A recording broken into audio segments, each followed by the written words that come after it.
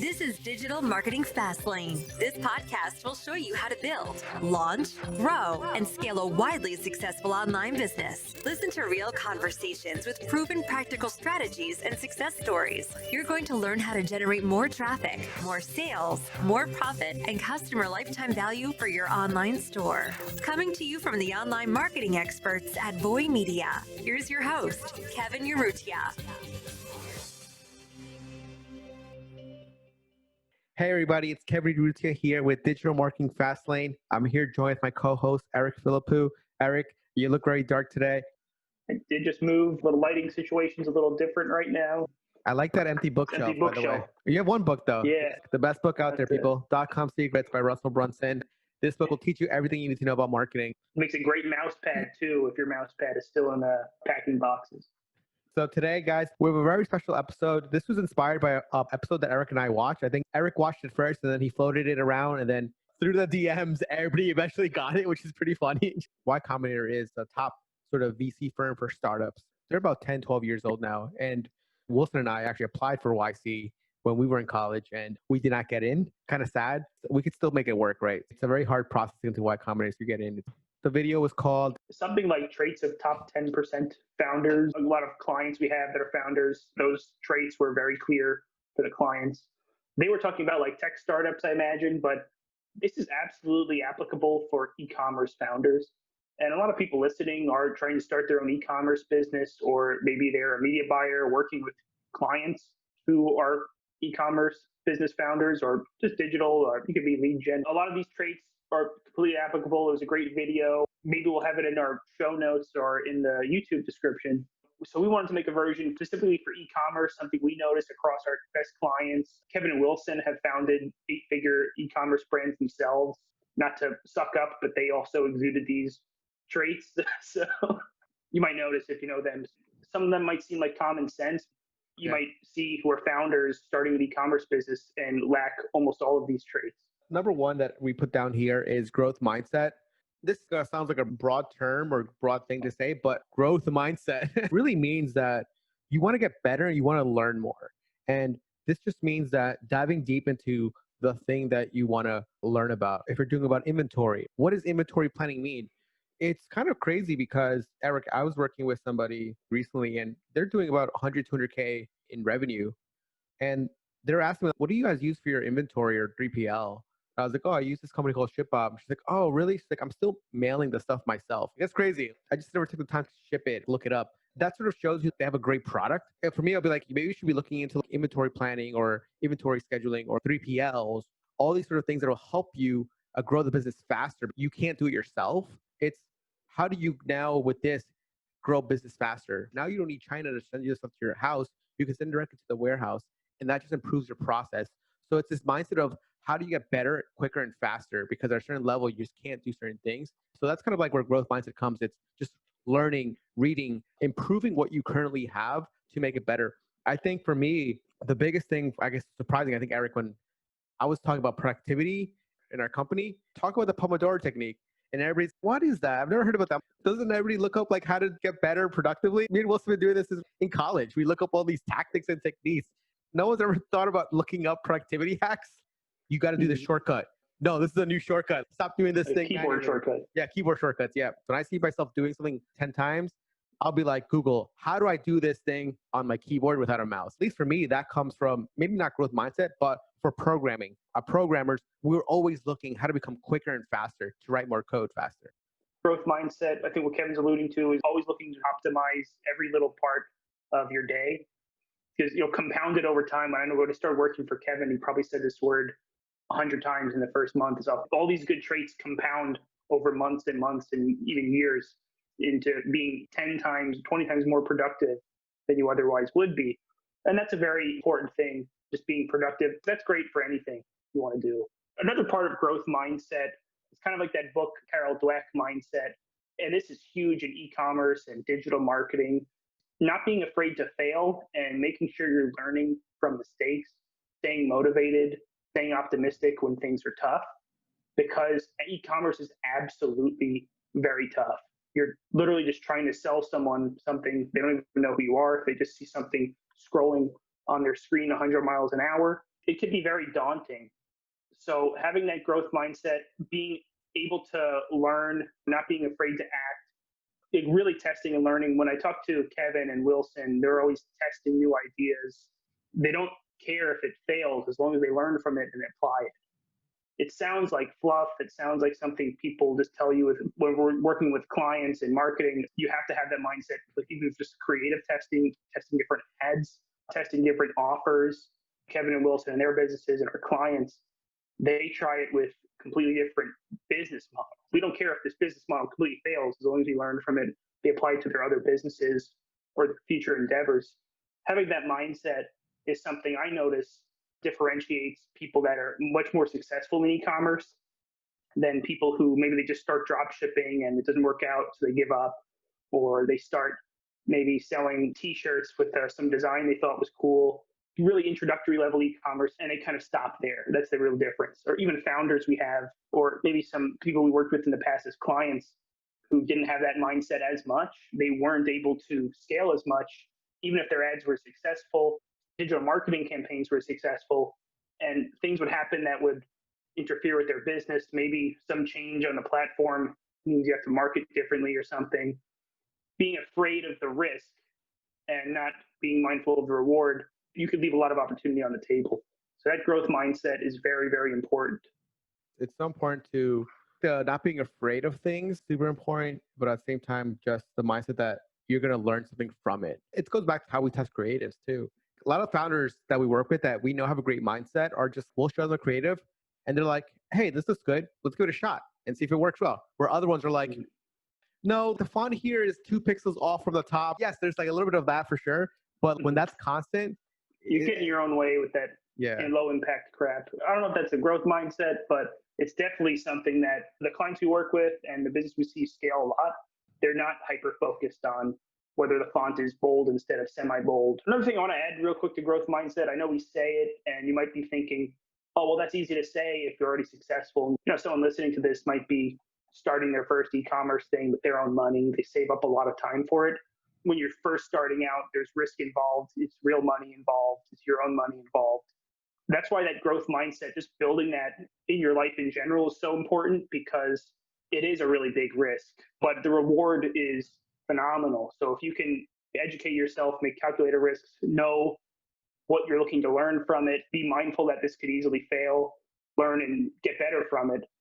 That's something you have to really have in mind. Don't just think of it like a gamble or something like that, where it's just only risk and no reward and there's nothing to gain even if you lose the money. It could be tough though.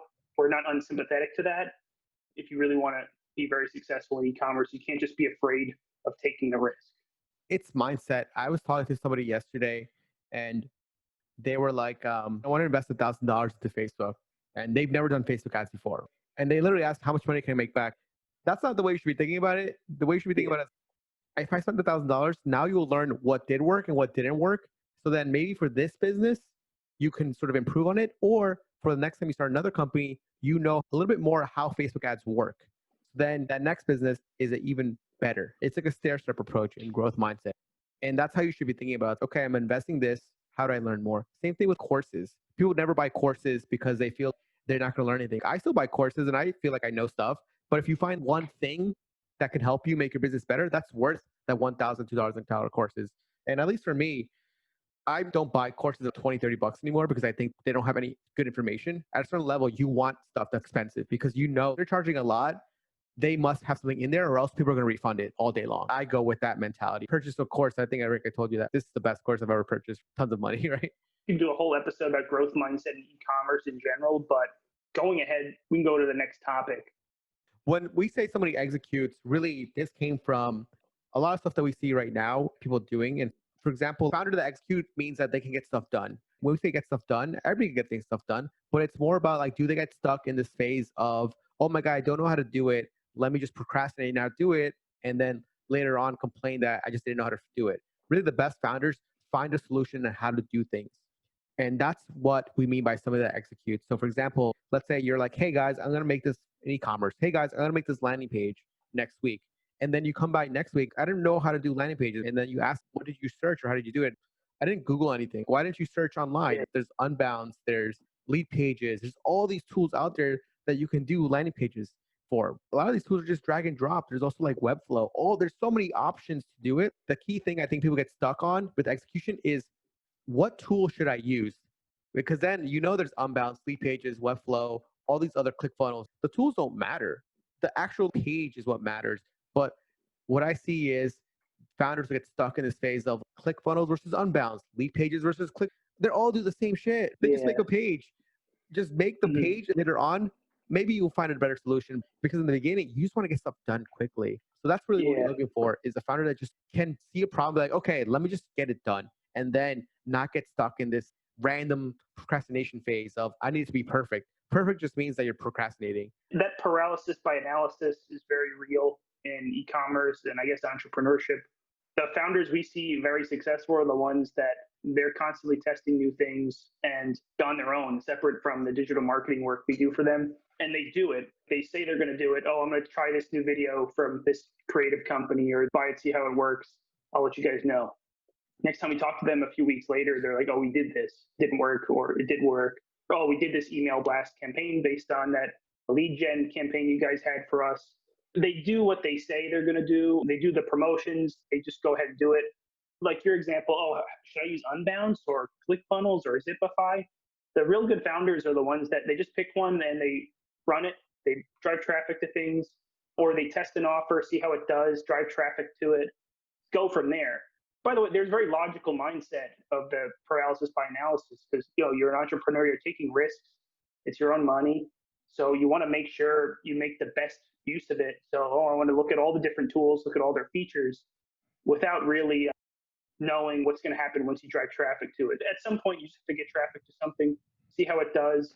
Oh, maybe people are scrolling a lot, reading to the bottom. For example, on a landing page, people are reading all the way to the bottom of your landing page, but they're just not clicking. Whatever it is, you'll have some data and you know what the next step is immediately. It's not whether I should buy this app or that app. It's how do I just improve my business and move it forward. I hear a lot of founders, oh, I can't do creatives. I'm not good at Photoshop. I'm not good at InDesign. I'm not good at all this like Adobe Premiere.